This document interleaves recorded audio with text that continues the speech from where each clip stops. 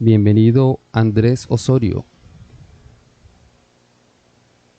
Si quieren que los nombre de dónde son, ciudad o algo, pues me lo hacen saber acá en la caja de comentarios.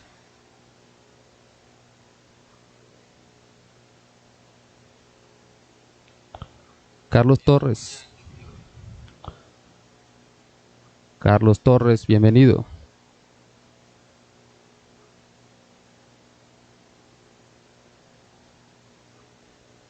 Vamos con 3 personas más y arrancamos el curso. Desde Santo Tomás, a 25 kilómetros de distancia de aquí de Barranquilla, pueblo circunvecino.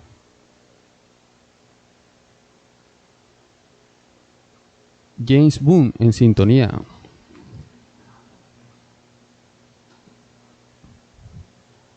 Salvi Polanco Rivas, también Santo Tomás.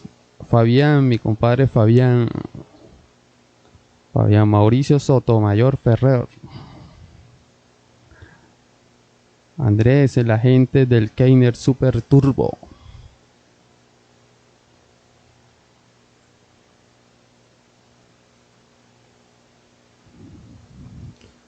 Carlos Torres, del barrio 7 de abril, la fecha de cumpleaños de Barranquilla.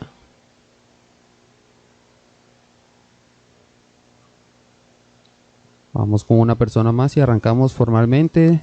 Ya posteriormente tendremos tiempo para verlo en diferido.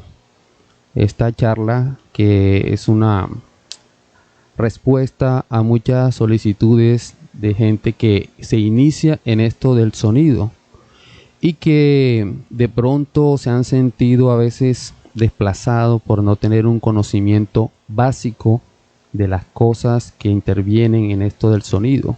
Sobre todo cuando uno es apasionado de esto, uno siempre trata de optimizar todos los recursos posibles, iniciar con 1, 2, 3 parlantes y después pues ir creciendo su equipo, sea para fines comerciales o para fines de entretenimiento.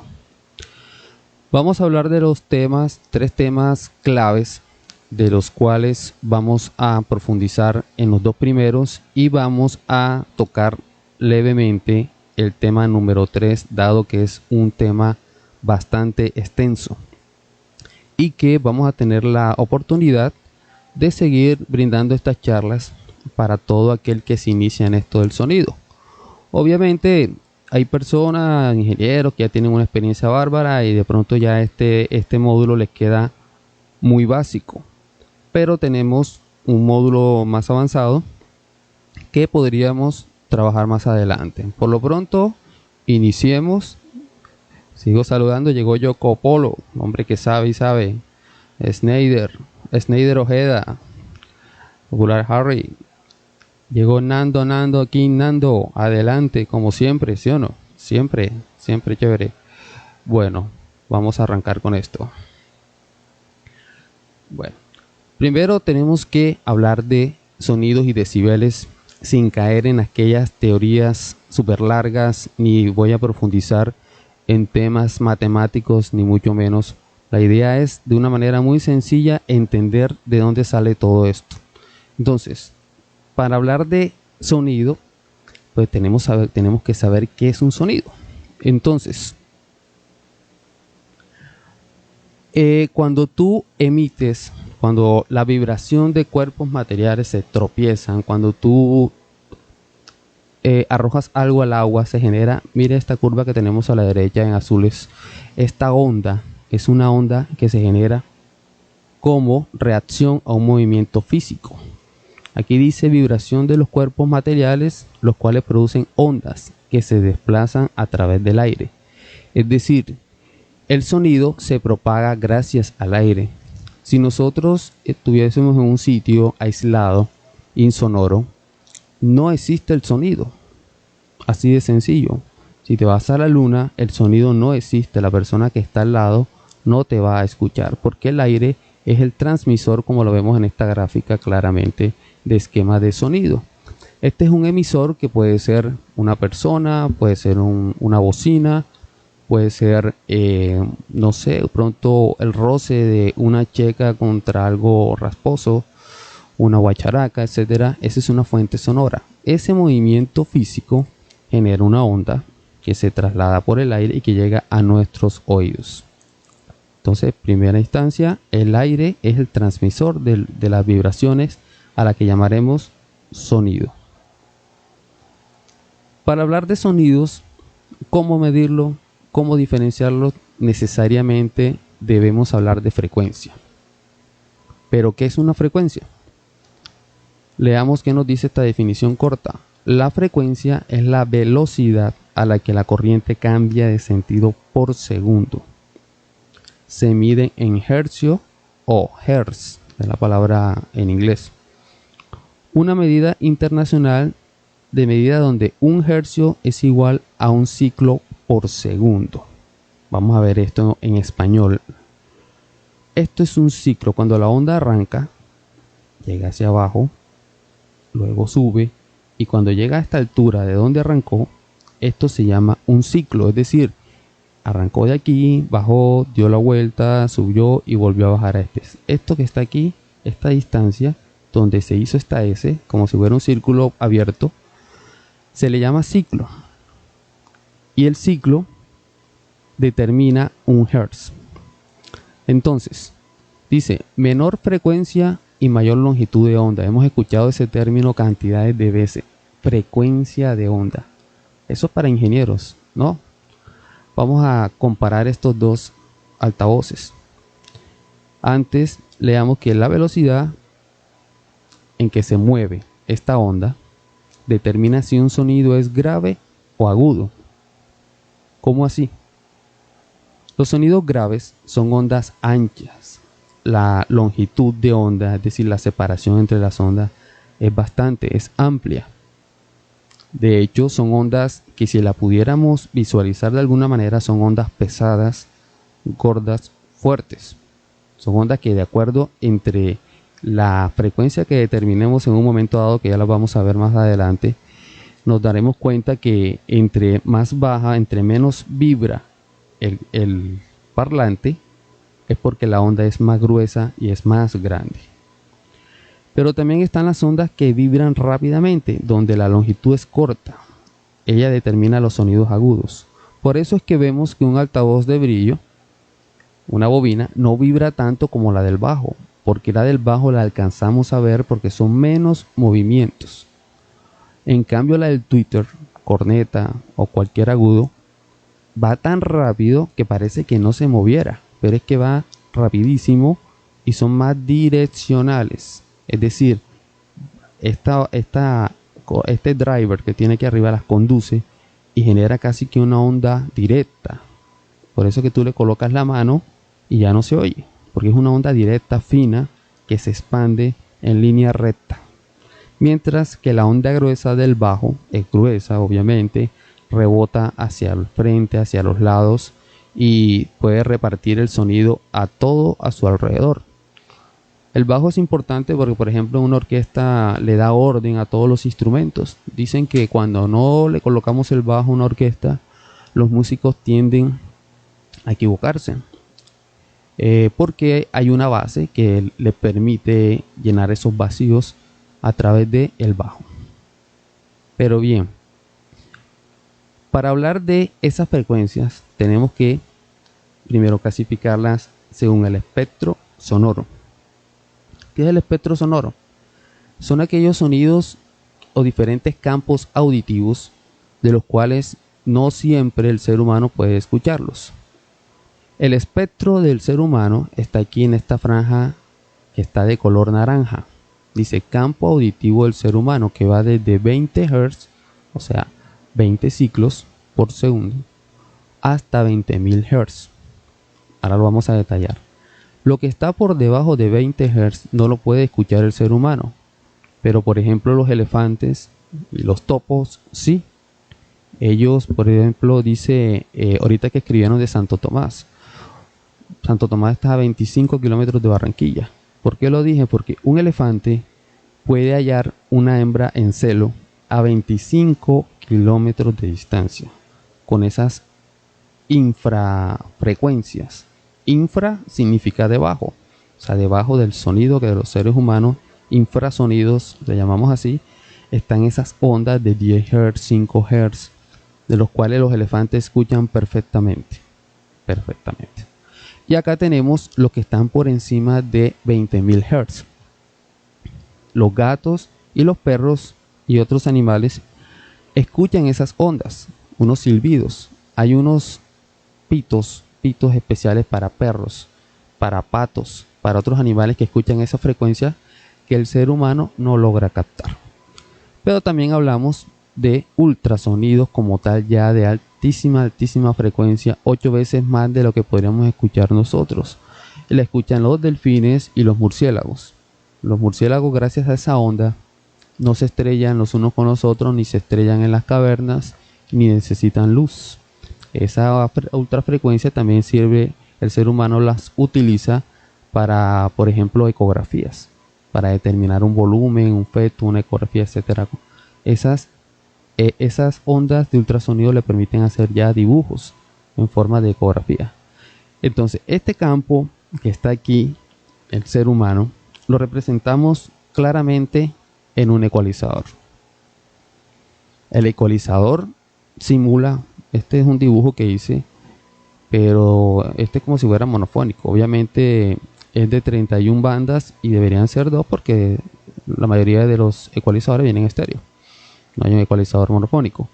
Estas frecuencias que están aquí, no le puse los números, las quiero clasificar en 3 grupos básicos y 3 grupos apoyo. Los grupos básicos ya los conocemos. Tenemos los agudos, los medios y los bajos. Pero existen unos intermedios como los medio bajos y los medios agudos.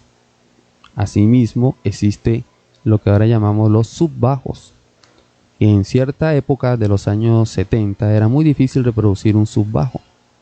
Muchos de los temas producidos en los años 70, 60 enfatizaban mucho el bajo porque de pronto no se sentía con la misma nitidez que hoy cualquier equipo de sonido, llámese casero o profesional de eventos, los puede reproducir. La tecnología no había llegado a tanto. Entonces, ¿qué pasa? A veces esos temas, un tema de la Sonora Matancera, de Navidad, un tema de carnaval, de mucho tambor, de mucho beat, hoy se escuchan más rembombantes porque hoy podemos reproducir esas frecuencias, esos subbajos que en esa época eran casi que imposibles. Habían algunos reproductores que lo lograban, pero en ese momento no. Los equipos de sonido trabajaban prácticamente de 100 Hz, supongamos que esta es la barrita del 100 Hz, hacia adelante hasta 200 Hz. Esos eran los bajos que podríamos escuchar en ese momento. Ahora hablamos de esta frecuencia clave, un punto clave que es la número 80. Esa es la frecuencia que sale en la mayoría de las consolas, que es una frecuencia clave que ya determina un valor a subbajos hasta 20 Hz, que es un subbajo que no se escucha, pero se siente mucho, vibra, puede vibrar los vidrios, los metales, las mesas, las maderas, vibra bastante. Y en algunos casos se escucha muy bueno, muy chico, muy rico para muchos, para otros es fastidioso ese bajo y los cortan.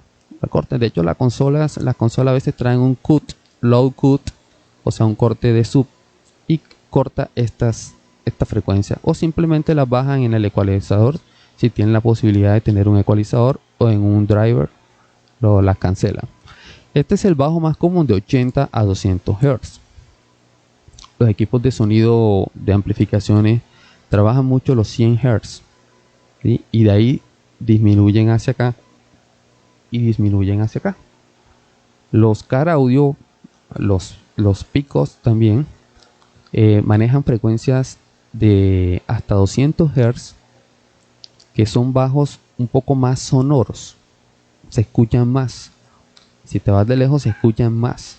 Pero a veces notamos que si cancelamos los subs, escuchamos el bajo, pero hay discos que se van a escuchar raro, que no vibran lo suficiente, de pronto como lo escuchaste en tus audífonos profesionales, o como lo escuchaste en un sonido un equipo de sonido, ahora los componentes que venden, que tienen una respuesta de subbajos bastante interesante. Entonces hay una gama que podríamos decir de 20 a 200, que a partir del 80 ya se escucha mejor y que de 200 se escucha el bajo. Así que un poquito de medio ya. Asimismo, de 200 a 400, más o menos 300 y pico, se maneja lo que es la media baja, que es un medio que te permite, por lo menos en los sonidos en vivo, darle un poco de llenura a ciertas voces, sobre todo las voces femeninas, que son un poco más altas. Esa media baja le permite llenar más el espectro, más el sonido, se le siente más el énfasis y le ayuda bastante. El medio como tal, trabajamos en 400 a 1 kHz. Es un medio donde, por ejemplo, las glosas de los pickups se escuchan bastante bien, se escuchan claritas y se escuchan lejos. Es un medio que hay unos parlantes que tienen una nitidez perfecta para ese 400 y 1 kHz, como en el caso de los PBI, una marca que nosotros manejamos que nos encanta. Manejan una frecuencia excelente sobre esos 400 y 1 kHz. Este kilohertz es famoso. Aquí ya aparece la K, que significa 1000 Hz. Kilohertz con K. Ese kilohertz es una frecuencia bastante alta, una media baja, ya casi aguda, alta, que simula mucho al vendedor de plátano. Esa frecuencia que atraviesa, que uno dice, oye, pero ¿cómo una bocina tan chiquita llega tan lejos? ¿Cómo es que estoy por aquí y encuentro eso que resulta que se escucha por acá? Es algo que es bastante, podríamos decir, extraño para muchos. Uno dice, pero ¿cómo se logra escuchar hasta acá? Qué bueno, etcétera. Entonces, podríamos decir que el kilohertz la utilizan como más alta para medir ciertos amplificadores. También para medir los amplificadores y medir las bocinas también. No solamente es el amplificador, sino las bocinas, es decir, tiene un bateaje tal. Es una frecuencia bastante alta. Los amplificadores en sus especificaciones dice a 1 kHz arroja tantos watts de potencia. Otros hablan de 20 a 20.000 arroja tal. En lo personal me gusta creerle más al que habla de 20 a 20.000. Sí, esa es una frecuencia, es un estándar un poco más fiable que el de 1 kHz. Y luego vienen estas frecuencias de acá. El agudo que maneja algunos profesionales es de 4.000 a 20.000.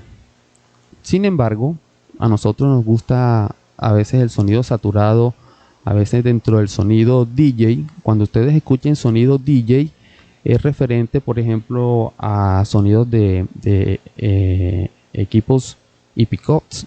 O sea, que le gusta la música, que le gusta enfatizar el tono agudo de una madera fina.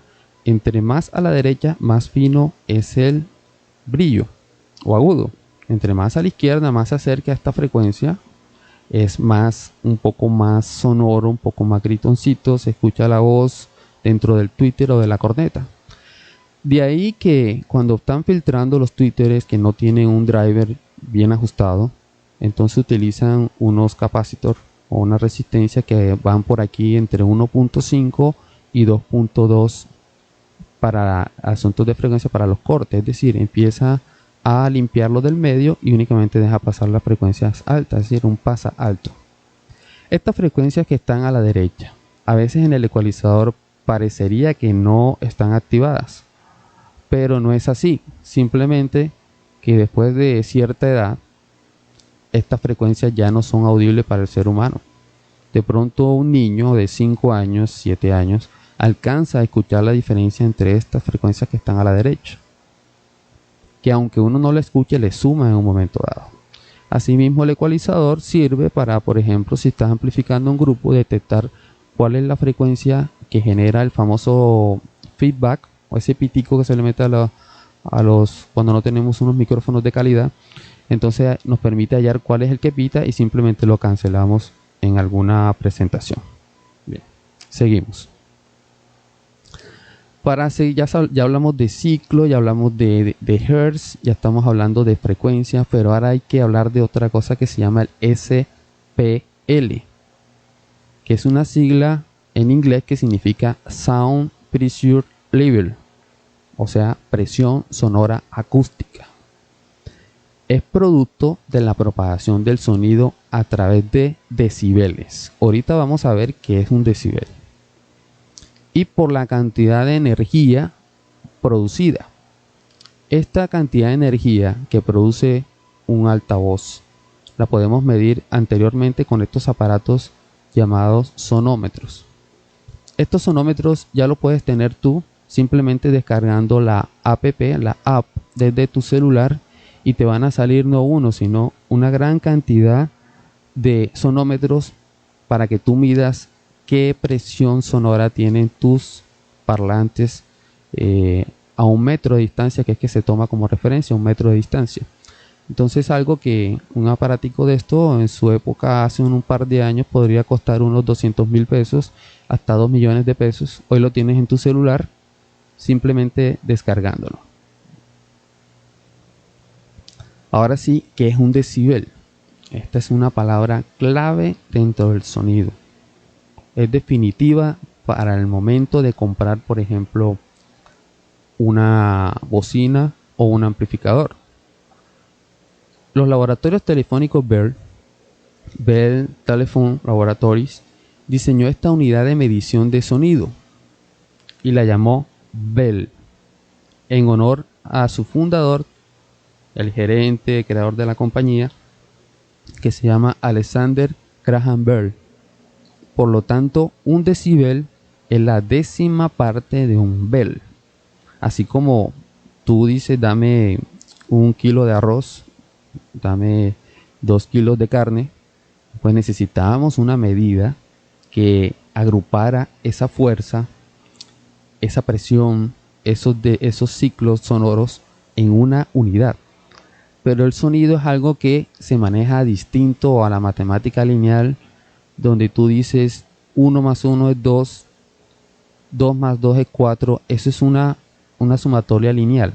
No voy a entrar en detalles porque eso ya hace parte de una matemática que no vamos a profundizar. El decibel nos permite determinar ese crecimiento exponencial. Miren esta onda otra vez, la onda azul que tengo aquí a la derecha. Esto no va recto, esto se va expandiendo, más grande. Mira, esta es pequeña, luego más grande, más grande. ¿Cómo podríamos medir eso? El decibel lo hace. Determina una manera exponencial cómo va creciendo esta onda. Entonces no es una propagación lineal, sino curva. El símbolo es dB, significa decibeles. Aquí está la fórmula, la han visto en muchas partes. El decibel es una unidad que se utiliza para expresar la relación entre dos valores de presión sonora, o tensión y potencia eléctrica. Su medición, como les dije, era logarítmica, es decir, exponente, hay que elevar un número llamado base para obtener otro número determinado. En eso no vamos a profundizar, lo voy a mostrar de otra manera. Dado la cantidad de sonido que percibe el ser humano, imagínense, si hay 20.000 posibilidades de sonido que se pueden mezclar entre sí, entonces no podemos decir que hay un sonido perfecto, porque las posibilidades son infinitas y el sonido varía de acuerdo a la región. Hay equipos que dicen que son muy finos, depende de para qué. Hay unos equipos Bose que son de pronto enfocados hacia una música clásica, mientras que hay unos equipos que están enfocados hacia una fiesta. Entonces también la región, a la gente le gusta en algunos lados el sonido rimbombante a base de beat, dicho en otras palabras, donde sobresale el bajo. Eso es algo que viene de los ancestros. Cuando tocaban un tambor era un llamado, y eso ha trascendido a través de la evolución. Y el sonido, la música que se basa en bajos fuertes, son música que generan multitudes. El ser humano responde a ese beat, pero eso es otra historia. Vamos a ver algunos ejemplos de decibeles para tener una idea. Por ejemplo, si tú estás en una biblioteca, se percibe aproximadamente unos 30 decibeles, o sea, algo muy bajito, casi que ni se escucha. Una conversación suave, así como cuando le estás contando un secreto a alguien, 40 decibeles es aproximadamente. La lluvia. A veces tú estás escuchando música y está lloviendo y sientes que se formó un escándalo. No porque la lluvia suene duro, tiene 50 decibeles, pero el choque de sonidos genera bulla. Está una charla ya como la que estoy dictando, unos 60 decibeles aproximadamente. Un tránsito moderado, pasa el carro, pasa el otro, suave, genera unos 70 decibeles. Un despertador, ya estamos hablando de 80. Es decir, el despertador, estamos hablando que entre el sonido del tránsito moderado y un despertador podría estar un mini componente sonoro que estaría alrededor de los 65 decibeles, más o menos. 65 decibeles. Una motocicleta produce 90 decibeles. Un camión de basura 100, y es bastante ya escandaloso. Bastante escandaloso. Y tenemos, bueno, ya una discoteca 110 decibeles. Se dice que en un concierto donde ustedes ven la cantidad de bocinas, tanto de bajos como de medios, pero como está en un alineado profesional, da lo mismo estar adelante que atrás en cuanto a sonido.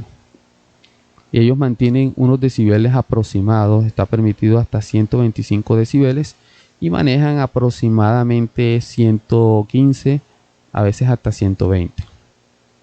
Un avión ya son 120 decibeles y ya puede producir un daño en el oído, un dolor, un ruido que pierde alguna parte del oído, como dicen por ahí, y que no se va a recuperar. Un taladro neumático ya requieres tú que te tape los oídos por seguridad, que son 130 decibeles, y un disparo cercano puede llegar a los 140 decibeles. Bueno, esto que viene es muy importante porque hay que saberlo entender. Cuando ahorita hablamos de que esto no es sumar por sumar, esto no es colocarle más parlantes a mi equipo de sonido casero, ni tampoco meter máquinas por meter máquinas, sino hay que tener en cuenta los decibeles. Los decibeles. ¿Cómo así? Vamos a ver.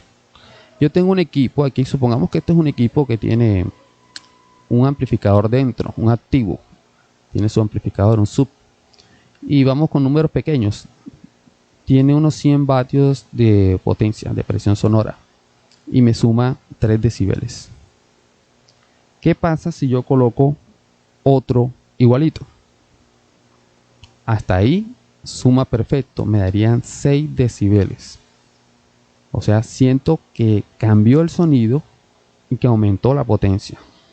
6 decibeles, se duplicó la potencia. Pero ahora, ¿qué pasa? Si yo colocara 2 parlantes más, mi oído vuelve a notar que hubo un cambio, simple y llanamente porque se duplicó la potencia. Pero no me da 12, me da 9 decibeles. ¿Cómo así? Repito, cada vez que duplicamos la potencia, aumentan 3 decibeles. Tengo aquí 3 decibeles, sumo este, me da 6 decibeles, sumo estos dos, no me va a dar 12 decibeles, sino como se duplicó de aquí a acá, simplemente me sumó 3 decibeles, ¿verdad? Pero ¿qué pasa si yo vuelvo a duplicar la potencia? Ya no me interesan 4 subs, sino 8. Me suman 3 decibeles más. Entonces, alguien decía, entonces si yo coloco 6, es representativo. Dije, pues, se nota un aumento en la potencia. Se aumenta que algo cambió para el oído. Pero el oído no va a notar una diferencia de un equipo que tenga 6 con uno que tenga 4. Una diferencia abismal no va a haber. Se van a confundir. Lo mismo, un equipo de 6 con un equipo de 8, pues El oído sabe que hubo por ahí un cambio, pero no va a notar una diferencia real.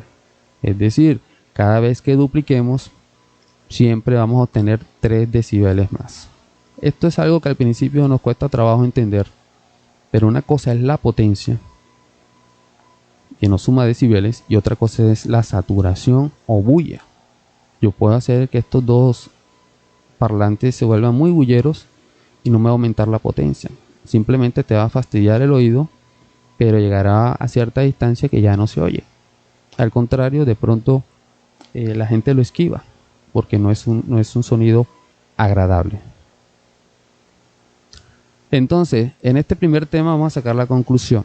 Una primera conclusión es que el oído humano solo percibe cambios de potencia cuando se duplica la presión sonora. Es decir, tengo 100 watts, le sumo 120 y no se va a notar tanto, 140 tampoco, 150 tampoco, pero si le meto 100 más, sí se va a notar una diferencia. Va a notar, hagan el experimento en su casa con un equipo de sonido pequeño, conecten sus dos baflecitos, pónganlo a sonar y hagamos la inversa, desconecten uno, siente que se bajó y de pronto vas a pensar de que el que tú tenías, que desconectaste, suena más duro que el que quedó conectado, por un efecto que se da de sumatoria, porque están en fase, están alineados y cuando tú le colocas se nota la diferencia. Entonces yo, para aumentar los decibeles ante a una persona que está al frente, es preferible, si yo tengo 2, tendría que meterle 4. Y si quiero más decibeles, de 4 pasar a 8. Y así sucesivamente. Bien. Vamos con la segunda parte, que es bocinas o speaker. Este tema es bastante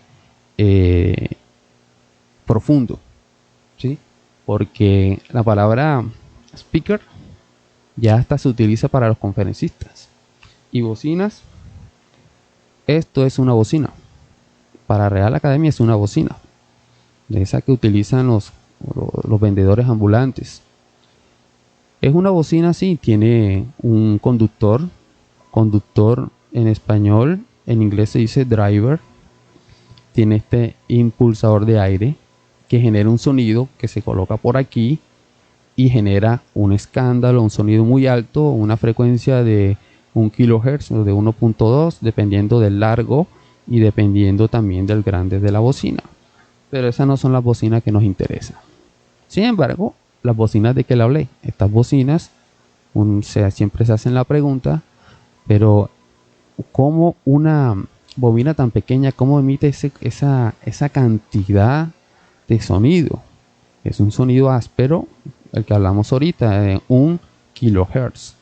¿Sí? Si tú le colocas aquí otra frecuencia, pues no va a salir, por mucho que esta campana que hace las veces de amplificador de la onda, y esto que tenemos en la mitad, que es como una especie de bala, que hace que esa frecuencia se genere más presión al momento de salir. Algo así como cuando tú le colocas el dedo a una manguera para que salga el chorro más fuerte. Entonces esas balas tienen su razón de ser cuando están muy bien construidas. Pero todos, sin excepción, tenemos un bafle natural. Tenemos una cabina natural en la boca, la garganta, las cuerdas vocales. Esto simula mucho a lo que es, podríamos decir, un bafle, un parlante. Mire, tenemos aquí unos pulmones que generan un aire, que genera una presión. Tenemos la nariz y la boca que no solamente por ambas entra y sale el aire. Tenemos unas cuerdas vocales que vibran a cierta velocidad, que abren y cierran y que te permite decir la A, E, I, O, U y las otras, o sea, las 28 letras que conforman nuestro alfabeto. Entonces nosotros tenemos un bafle natural. Hay gente que de pronto no ha entendido que las cuerdas vocales, la importancia de estos. Yo creo que los artistas son los que más la cuidan, pero es muy importante esta partecita, porque de aquí depende de que tú hables y que hables bien. Seguimos. Pero ¿qué es un parlante? Nosotros aquí en la costa le llamamos parlante a las bocinas a los parlantes, speaker, eso está bien, eso depende de la región. Pero ya a nivel latinoamericano, ya se habla del parlante como, por muchos ingenieros dicen que eh, consideran que un parlante es la combinación inseparable de una bocina o speaker, más una caja acústica o bafle, también llamados altavoces. Es decir, ya se están consolidando esta palabra parlante ya como esa bocina con esa caja. ¿Sí? Altavoces o parlantes se le está llamando. Sin embargo, nosotros notarán que a veces diré parlante, a veces diré speaker o bocina. Entonces, para ir aclarando ese término, ya para ellos no les cabe en la cabeza que una bocina esté sola o que una caja esté sola, sino que el parlante ya debe ser integral, porque cada parlante como tal tiene su bocina y su caja específica. Ahora hablemos de esta bocina. Vamos a utilizar el término bocina. Entonces, la bocina la hemos tenido en la mano, a veces no la entendemos, a veces las criticamos, a veces hablamos muy bien de ellas, pero hay que entenderla en su composición. La combinación de un imán electromagnético, la bobina como tal, que es esta parte que tenemos acá, en cobre, ¿verdad? En esa parte circular, y que tiene unos diafragmas o membranas, que son aquí esta parte que evita que salga el cono y se vaya, y esta parte amarilla acá también membrana que evita que el cono también se vaya. Ellos dos generan una resistencia ante este cono, porque la bobina, que son la cantidad de vueltas de alambres de cobre que están alrededor, genera un campo magnético que, junto al imán que tenemos detrás, que es clave en este proceso, el imán, genera una vibración. Dice, se genera una fuerza electromagnética mecánica. Electromagnética porque hay corriente, ¿verdad? Y mecánica porque genera ese movimiento hacia adelante y hacia atrás, hasta 40 veces por segundo y a veces más. Entre más alta sea la frecuencia, menos se mueve el parlante, a veces que ni se percibe. Mientras más fuerte es la onda, es decir, 20, 40 Hz, el parlante parece que se quisiera salir volando, porque se alcanza a ver el movimiento, que no es parejo. El parlante no se mueve para adelante y así nomás, a veces parecería que hace como una S, como que se mueve. Eso a veces aprovechado por algunas cabinas como la Serwin Vega para generarle las famosas gafitas y cosas así. Eso ya es tema de otra conversación. Recordemos que la velocidad con que se mueve determina si el sonido es grave o es agudo. Eso también lo podemos ver ahorita. Bueno, ahora hablemos de la famosa potencia de una bocina. Hay diferentes términos utilizados. Nosotros vamos a hablar de dos que son los más conocidos: la potencia peak y la potencia RMS. RMS es una sigla en inglés que significa Root Medium Square, raíz mediana cuadrada, que es una medida de tensión, pero que ya lo han utilizado para este tipo de productos como son las bocinas. Esa medida de tensión, pico, es la que más se utiliza ahora en el mercado. La potencia de pico o peak, o sea máximo, también se le conoce como PMPO, algo así como la potencia máxima, algo así en inglés, no recuerdo. Se refiere al nivel máximo de potencia que el altavoz puede soportar en un periodo muy corto de tiempo, algunos 10 milisegundos, eso es casi nada. La potencia media o RMS se refiere a la cantidad de energía continua que puede aguantar el parlante, es decir, el amplificador le manda una frecuencia constante de música de ritmos y no la va a quemar. La va a quemar si llega al pico, al peak. Entonces, si tuviéramos que graficar esto acá, un ejemplo de una bocina con una potencia RMS de 600 watts, pero con una potencia máxima de 1200 watts.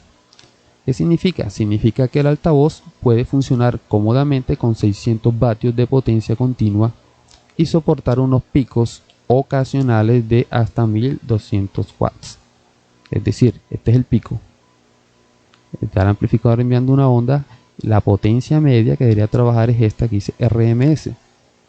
Y si aplicamos un poco de matemática, que no le puse acá, una raíz cuadrática dividida entre 2, eso nos da aproximadamente el 70% del pico. O sea que si aquí el pico es 1000 vatios, por decir algo, una cifra redonda, el RMS ojalá trabajarlo hasta 700 para que no llegue al pico y lo queme. Bien.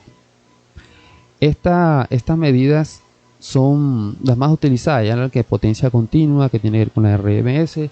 Hay otros que prefieren literalmente decir que si el pico es 1200, el RMS trabaja una potencia de 600 para que nunca en la vida se te queme esa bocina. Nunca. Bueno.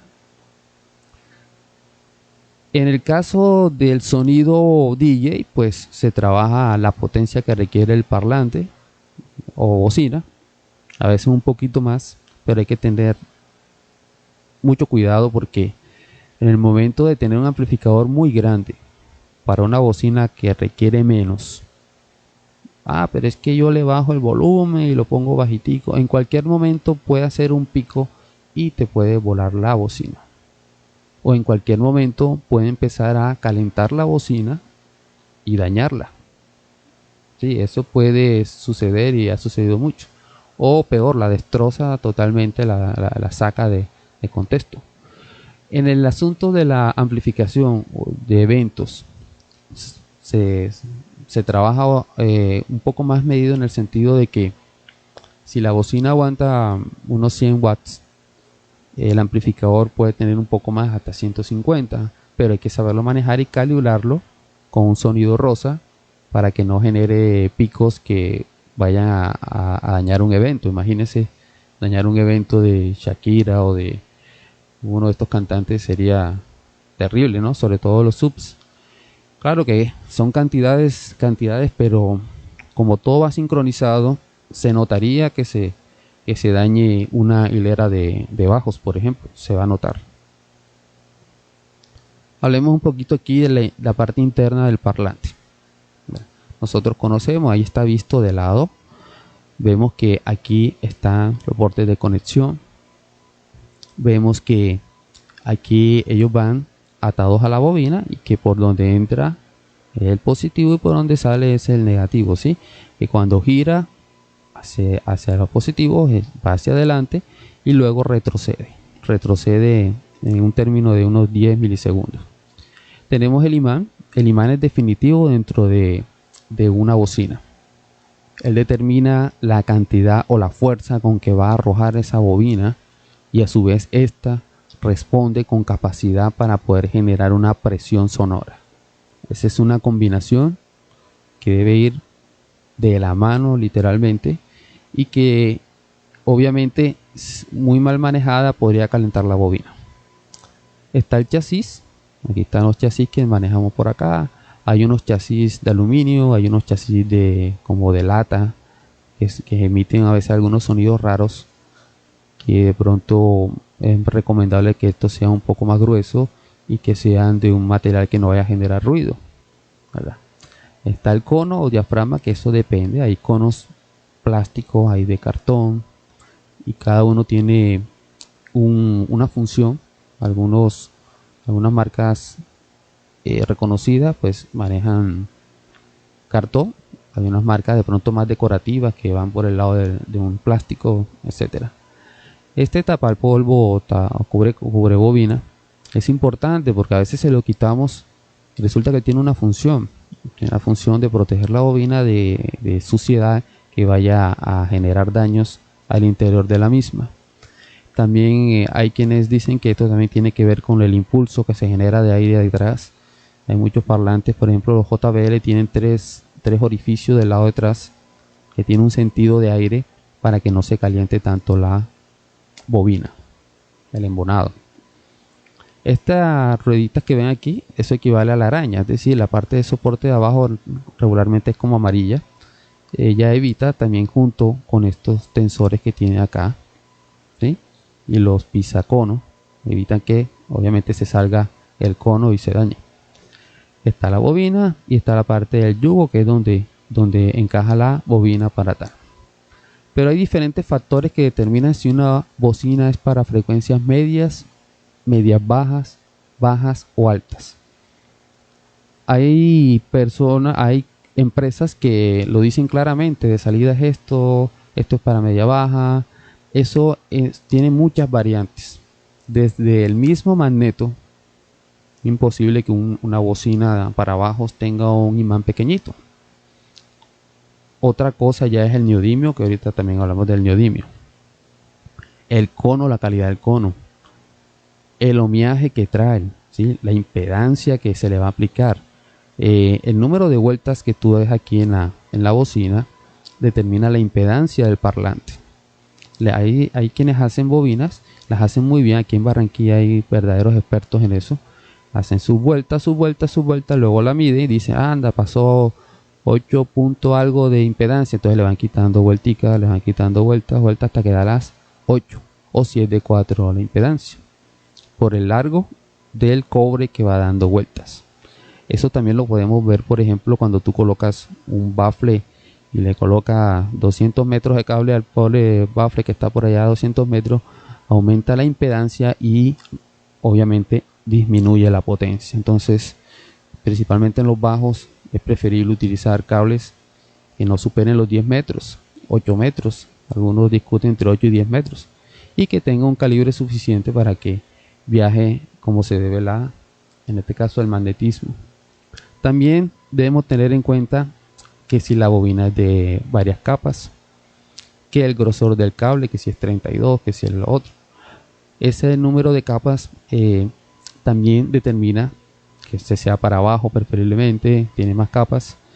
A veces he visto parlantes para medios que utilizan como un alambre un poco más delgado y de pronto menos capas.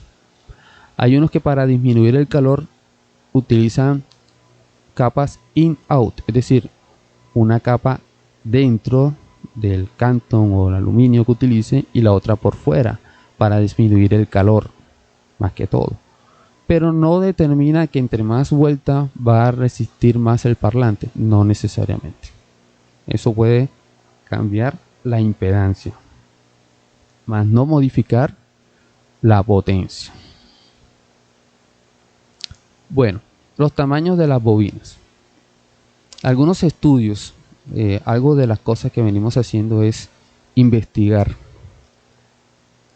Como buen profesor, pues me gusta escuchar todas las versiones y uno va comparando esto sí, esto no, esto coincide, esto es comprobable, esto es verificable, esto no, esto es un supuesto, etcétera.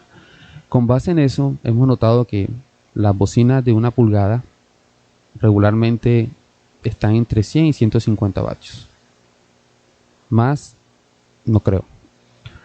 Las de 2 pulgadas llegan de 200 hasta 250, las de 3 pulgadas de 300 a 350, las de 4 pulgadas de 400 a 450 watts de resistencia. Hay de 5 pulgadas de 500 a 550 watts. O sea, la capacidad que resiste la bobina. A veces por la mercadotecnia y por cuestiones ya de los chinos principalmente, a veces exageran un poco con esto. Entonces esto hay que revisarlo muy bien y eso sería otro tema que es para otra charla. Hay un mito que hay que acabar. Las bocinas grandes son para bajos. No. Cualquier bocina, de acuerdo a su configuración y a todo lo que les dije a nivel de magneto y la conformación, inclusive la forma en que esté diseñada, puede ser para bajos. Regularmente si vemos esta aquí, vemos esta canasta que vemos aquí, este basket, se ve profundo.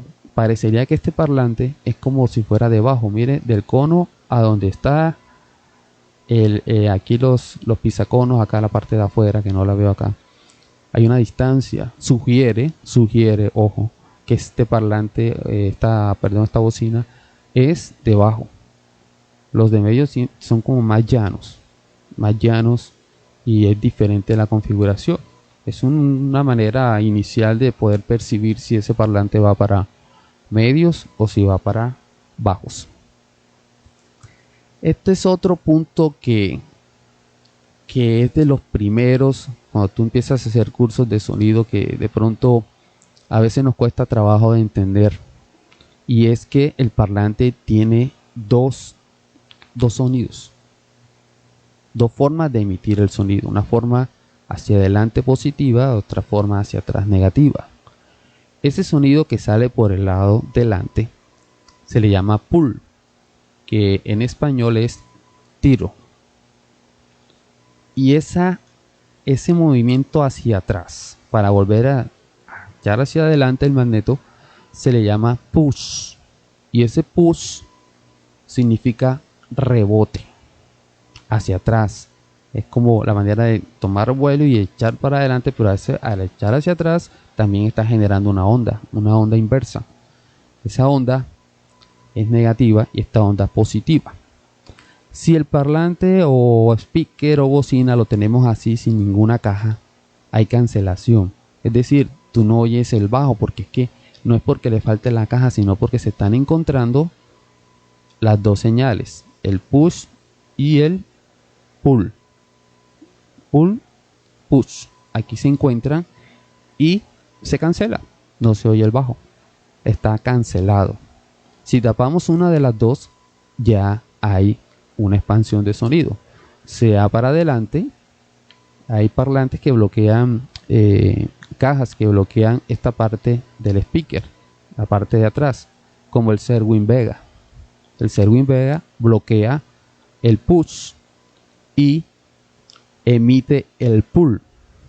El pull tiene una característica, y es que tiende a ser más recto este azul. Es decir, si ustedes analizan un Serwin, pega en un lado, baja el otro y sale. Y el Serwin tiene como una especie de forma de caracol que va ampliando la onda y la va haciendo crecer.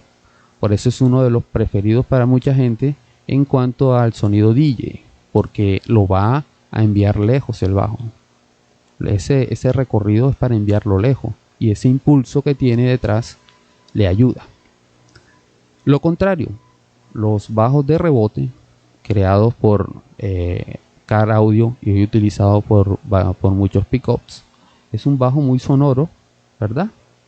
Entonces ese bajo bloquea la parte del tiro y sale este bajo que es un poco más expansivo. Aquí lo vemos en rojo. ¿Sí? Este bajo es bastante sonoro, le gusta a mucha gente, es agradable. Los dos bajos son muy buenos. Es cuestión de gusto, y creo que no es bueno discutir de que cuál es mejor. Son dos bajos distintos que cada quien disfruta a su manera. Ahora, el Car Audio tiene una ventaja a veces ante un turbo. ¿Cuál? Que el mismo carro, la misma caja donde está metido en el carro, en la parte de la cajuela, en el baúl, eso hace que también sea parte del parlante y le ayuda. Entonces se va a escuchar más. ¿Sí? Sí o sí, el parlante necesita espacio. Nosotros hicimos un experimento con unos parlanticos de 6 pulgadas que en otra charla les mostraré. Hicimos un experimento y se escucha un bajo enorme, y son 3 parlantes de 6 pulgadas sacados de un equipo Panasonic que ya iba para la basura, y tomamos las bocinas e hicimos el experimento y nos resultó. Entonces esto es bueno, el push y el pull. El pull lo trabaja el Serwin Vega, el W o Carver también le llaman. El rebote utiliza el push. Hay unos que mezclan los dos bajos, y eso ya es otra cosa que vamos a alcanzar a tocar hoy, pero que no vamos a profundizar. Esta es la parte donde yo en mis clases digo alguna pregunta, pero como no los estoy viendo, entonces no sé. Ahora vamos a hacer este comparativo. Ya sabemos qué son los decibeles, ya sabemos qué son los watts.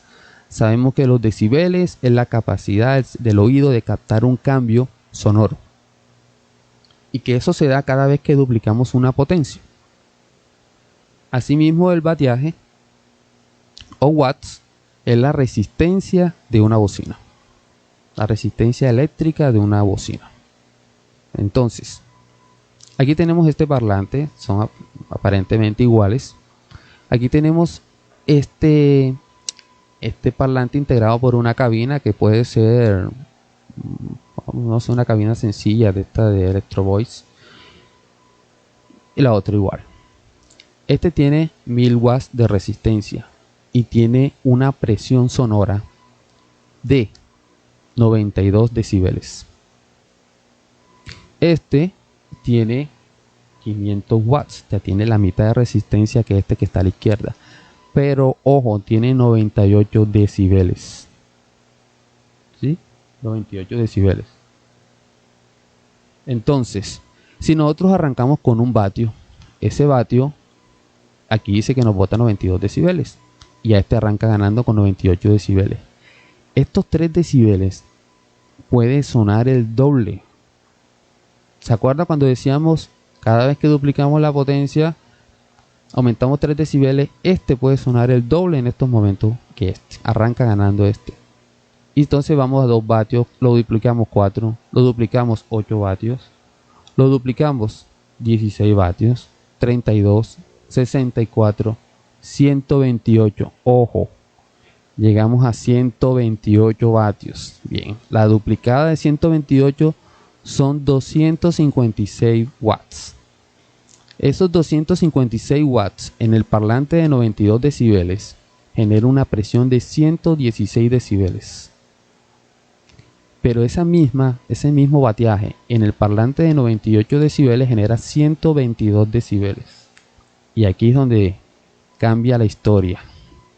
Le metimos 512 vatios, un amplificador de 512 vatios.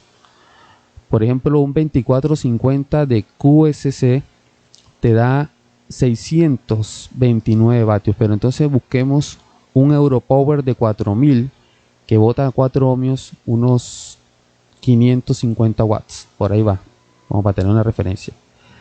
En este parlante de 92 decibeles me genera 119 decibeles y aquí llega a 125 decibeles con este parlante. Entonces, esto está subrayado en verde, ¿por qué? Porque yo con 500 vatios, con un parlante de 98 decibeles, me genera 125 decibeles, que eso es bastante. Pero para yo generar esos 125 decibeles con un parlante de 92 decibeles, necesito un amplificador de 1000 vatios. O sea, y todavía estoy por debajo de lo que está botando eso. Entonces, hay que tener en cuenta la relación de Bets y watts. A veces nos ha pasado que en un sonido line ride uno lo ve y dice, oye, pero aquí dice que bota 300 watts. Sí, pero mira los decibeles. Anda, 100 decibeles. O sea que con poquita potencia genera bastante sonoridad. ¿Sí? Pero ¿qué pasa? Hay que saberlo manejar. Sí, los 98 decibeles, por ejemplo, los 18 Sound, los parlantes italianos en general, manejan frecuencias ya por encima de 96. Son parlantes sonoros, parlantes de calidad. Hay parlantes que tienen esa particularidad. De pronto hay parlantes o bocinas más pequeñas, como de 8 pulgadas, que pueden generar 100 decibeles. Y esos no requieren de tanta potencia para sonar duro. Duro no, durísimo. Se escuchan lejos. Entonces cada vez que montas una caja sobre otra en un evento, por ejemplo, estás aumentando la presión sonora hacia detrás, atrás en un estadio. Y le das la curvatura, entonces vas a sentir el mismo sonido adelante que atrás, porque están alineados y porque tienen una sensibilidad determinada que se suma literalmente. Entonces, ojo con esto. Es importante los watts, claro que sí, pero también es importante los decibeles. Seguimos. La segunda conclusión, entonces. Ya tuvimos la primera, esta es la segunda. No es correcto decir estos parlantes botan 30.000 vatios. No, eso es mentira. Los parlantes no botan con B grande. Con B chica significa voto político. no botan de botar potencia, no, es un término vulgar. Ellos reproducen sonidos, emiten decibeles y resisten una cantidad limitada de vatios. Recordemos que vatios o watts es el voltaje por la intensidad que se le aplica. Bueno, segunda. Vamos a la tercera parte. Esta tercera parte vamos a dejarla hasta cierto nivel, una por tiempo, pero si estamos interesados y queremos, pues la vamos a profundizar más adelante. ¿Cómo clasificar? Hablemos ahora sí de baffles. ¿Cómo clasificarlo? Hay diferentes maneras de ver un baffle. A veces la discusión en diferentes regiones se limita a que ponen 2 o 3 baffles a competir. Hay en unos países que compiten, no, que el Carver es mejor que el Serwin, que el Serwin mejor que el Carver. Acá en el caso de nuestra querida Costa, que el de rebote es mejor que el Serwin, etcétera, ¿verdad? Hay unos parlantes muy finos, hay unas cabinas excelentes. Yo les voy a recomendar algunas direcciones de fabricadores de baffles. Aquí en Barranquilla tenemos muy buenos y en la costa tenemos bastante fabricantes de baffles turbos profesionales. Digo que aquí hay una gran calidad no me atrevo a decir nombres porque después me voy a quedar corto en algunos, pero saben que estamos hablando de Barranquilla, el Atlántico, Valledupar, en el Bolívar, en Magdalena. Hay excelentes fabricantes de cabinas 1A. Hacen unos baffles que no tienen nada de pronto que enviar, y a veces son criticados de que nunca van a sonar igual que un original. Pues el original tendrá su truco si acaso, pero sí hay una gran calidad y una gran cercanía con eso, ¿sí? Entonces, originalmente los baffles los quieren clasificar como baffle sellado o baffle abierto. El sellado no tiene ningún orificio y regularmente se utiliza el parlante frontal. Algunos le llaman baffle infinito porque le colocan a veces una esponja para reducir ciertos sonidos detrás. En países donde no les gusta ese sonido vibrante de fondo, no les gusta, dicen que molesta. En cambio, por ejemplo, si tú vas a hablar del cine, donde hay unos sonidos muy bajos, como se escucha el paso de un dinosaurio, boom, algo así, requiere un bajo que salga tanto el de adelante como el de atrás.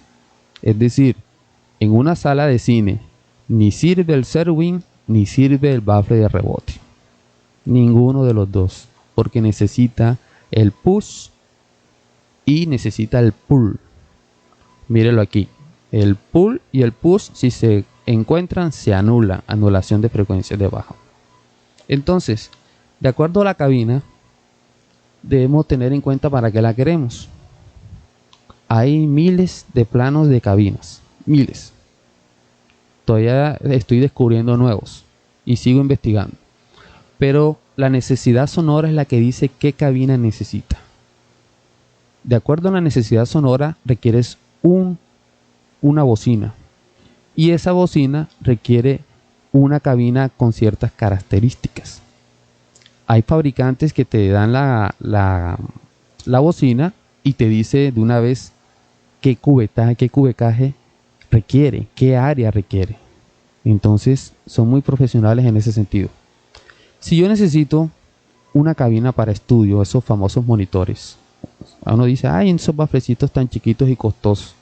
Pues resulta que no, ellos vienen con una anulación tipo baffle infinito, donde te permite un detalle de cierto sonido, una frecuencia muy plana, poco saturada, sí, casi que flat, donde tú vas a detectar un sonido plano y luego lo vas a mezclar de mejor manera, y cuando hagas la mezcla pues ya le dará los toques que tú requieres. Entonces a él no le sirve un baffle que tenga un reflectivo, un reflex. Si nos vamos a un sonido orgánico, donde yo voy a tener ahí en tarima a Juan Luis Guerra con Shakira, con Juanes, etcétera, pues tengo unas necesidades puntuales. A mí me pasó algo en un evento donde cantó un grupo y yo tengo los Serwin. El ingeniero de sonido me decía, tenemos problemas con el bajo. Pero si el bajo es lo que más está sonando, pero es que tenemos problemas. Y me recomendó, me dijo, pues una salida poco ortodoxa. Me dijo, quítale la tapa. Le quitamos las tapas y el bajo cambió. El sonido fue otro y estamos estudiando para generar una conclusión de qué pasó allí y por qué sonó mejor. Sí, porque ya estamos con un sonido orgánico, es decir, está el bajista tocando el bajo y requiere todas las ondas sonoras del bajo, o sea, se va a escuchar muy sabroso, muy rico, mientras que si viene de un CD, una USB o un LP, no viene de la misma forma, ya es una grabación, ya es estándar, mientras que aquí puede tener variantes de todo. Entonces algo pues que requiere unas cabinas específicas. Están otras cabinas que llamamos sonido DJ, que fue las que hablamos de tener un lado cerrado y el otro con cierta cubetaje o una palabra que también vamos a ver más adelante en otra charla, donde, como dijimos, estoy hablando de estos dos porque son los que más se hablan en la costa, el Serwin y el rebote. Sellan uno de los dos para darle un mejor beat, llamado vulgarmente darle un mayor golpe seco. Por eso se sella uno de los dos, para que el otro le hace la fuerza y lo impulsa de mejor manera. Eso tiene sus pros y sus contras. Los pros, que se escucha un poco más el golpe, más seco, y los contras es que el parlante sufre bastante. Sufre más si no tenemos adecuadamente cuadrado el driver y si no lo tenemos con la potencia que requiere y si no lo tenemos en unas condiciones de ventilación óptima. Otra cosa es si el sonido es en interiores o exteriores. Cuando no tenemos un techo, el sonido se expande. Recordemos que la primera lámina hablamos de sonido y sabemos que el sonido depende de la cantidad de aire. Si nosotros tenemos un evento en diciembre y estamos a favor del viento, ese sonido se va a escuchar inclusive a kilómetros, porque el aire se lo lleva y parece que se subiera y se bajara. El aire le ayuda. Cosa contraria de ir contra el viento. Se puede, de pronto estás a 50 metros y tu equipo no se escucha, pero es que está en contra del viento y puede estar afectando de alguna manera. Entonces algo que debemos tener en cuenta, sería bueno que tuvieran esas condiciones, la ubicación de las cabinas, del espacio, la forma en que tenga el evento, saberlo colocar para no forzar al equipo. Ahora bien, hablábamos primero que el sellado, este es el tweeter, este es el parlante, y no tiene cabina, no tiene salida. Sí, se escucha bien, tiene buen espacio. A veces hasta los equipos de sonido traen un espacio sugerido, pero que no es exactamente lo que necesita ese parlante y a ese requerimos más. Pero a nosotros nos da miedo tener una cabina grande con mucho espacio para ese parlante, pero créanme que la ganancia es muy grande. Este tiene reflex es que refleja ese bajo, o sea que aquí sale el push, sale por aquí, y este difusor que es un entonador del bajo. Estos tubitos que ustedes ven a veces en las cabinas no es inventado, o si lo tienen de manera cuadrada o circular, esto tiene un diámetro específico y una profundidad específica que este cubecaje, que cual no vamos a hablar ahora, pero que quienes quieran les voy a regalar para que descarguen la aplicación en Play Store de qué centímetro requiere cada cabina. Ustedes pueden hacer unos cálculos allí. Eso lo podremos ver más adelante y te va diciendo de qué ancho debe ser el tubo, de qué profundidad, cuánto es el área aquí. Cubecaje viene de cúbicos, es decir, cuántos centímetros cúbicos tiene cuánto de alto, cuánto de fondo, cuánto de ancho, profundidad, se multiplica, se sacan unos centímetros cuadrados y se convierten a litros, sea litros, y te halla un área. Algunos profesionales van más allá y le restan el área que ocupa la bocina y le dan un poquito más. Entonces eso ya es harina de otro costal. Pero también tenemos la caja con radiador pasivo. ¿Qué es una caja de radiador pasivo? Regularmente es como si fuera otro parlante. Y cuando digo radiador pasivo, coloco este ejemplo de aquí. Esto se llama bombos, es un JBL. Y la gente piensa que este es el parlante, el speaker, la bocina. Pues no, esto es un radiador pasivo que ayuda, él estira, pero ayuda a impulsar las dos bocinas que tiene aquí en fase, es decir, están alineadas. Por aquí sale el sonido y este le hace un rebote para que salga mucho más fuerte. Y quienes ya han escuchado este aparatico, no la imitación sino el original, saben de qué estamos hablando.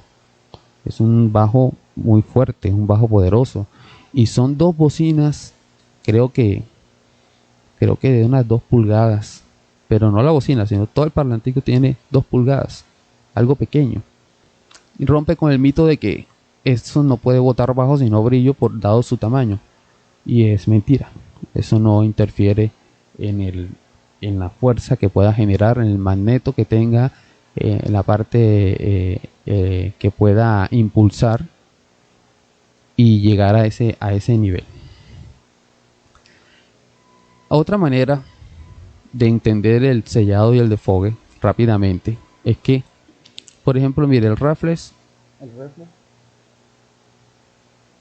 te genera una onda más plana, es decir, aquí hacia la izquierda pensemos que están en el ecualizador y acá están los subbajos, ¿verdad? Y acá adelante es donde termina en 200, 240 los bajos.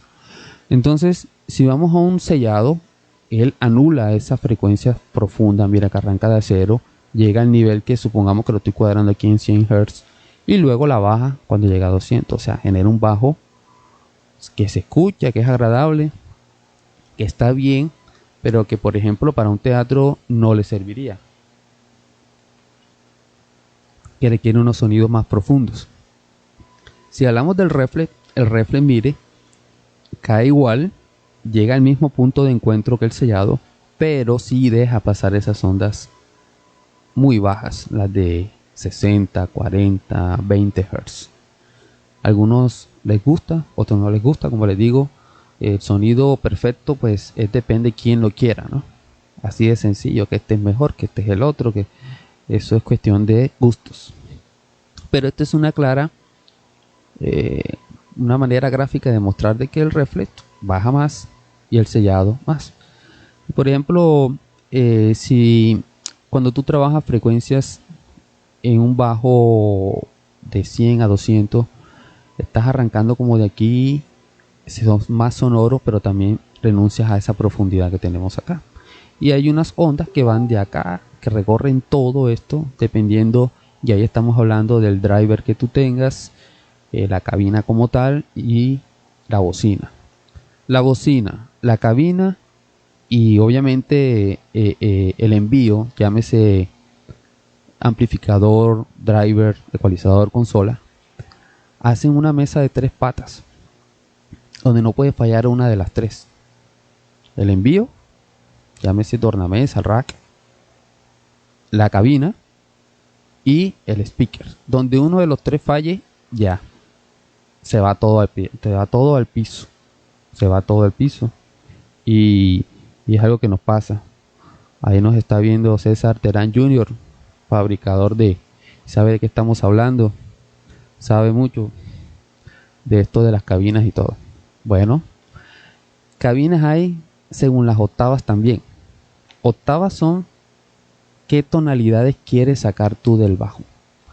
De esto radica nuestra próxima charla más adelante.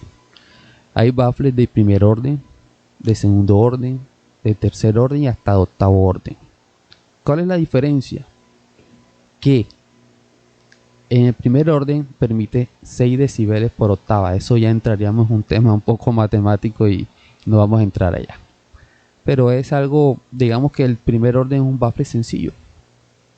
Y que el octavo orden es una cosa así como tenemos aquí en este dibujo, un laberinto. Donde son varias cabinas internas. Donde el bajo del pool pega aquí, sale por aquí, recorre para acá y sale. Y el push llega más lejos, sale por aquí, llega por acá, se encuentra más tarde. Algo importante que se me estaba pasando decirles, ya es que entre más se demoren en encontrar la frecuencia del pull con el push, más profundo es el bajo, más resonante es el bajo. Entre más demoren en encontrarse. O sea que yo podría, mire, este tiene un recorrido aquí, pega aquí y sale. Y este tiene más hacia atrás para que se demore. Arranca, sale por aquí, llega. Cuando quiere llegar ya el otro ha salido. Entonces se suma y se siente como más potencia, más sonora. Se sienten más decibeles. Se siente que el bajo es más profundo, que es más sabroso, como diría algunos amigos míos, y se siente como profesional, ¿sí?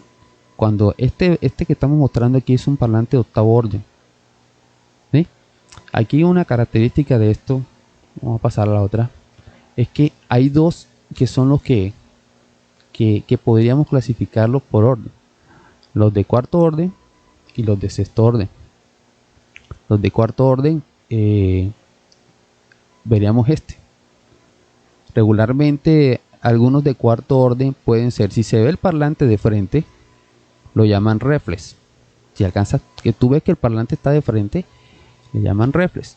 Y si tú ves que el parlante lo ves de lado, escondido, o no lo ves, eso se llama un band pass. Band pass significa pasabajos. Eso nace con los teatros en casa, algunos teatros en casa que intentaron hacer algo así. Algunos voces que nada más se le veía un tubito y no se veía el parlante. Esos son unos band pass. Entonces, este que vemos aquí es un cuarto orden, donde está sellado. Tú alcanzas a ver la bocina, se ve bonita, tiene lucecitas y todo, se dejan poner bonitos, pero solo sale el bajo frontal, que tiene su laberinto, y sale por aquí. Genera gran presión este sonido, esta cabina. Los hay de sexto orden, donde ya sale el push y el pull. Por ejemplo, aquí el push sale aquí, la sumatoria de estos dos. Estos baffles tienen algún peligro a veces, que es cuando los imanes quedan muy cerca. Dicen que se pueden desimantar.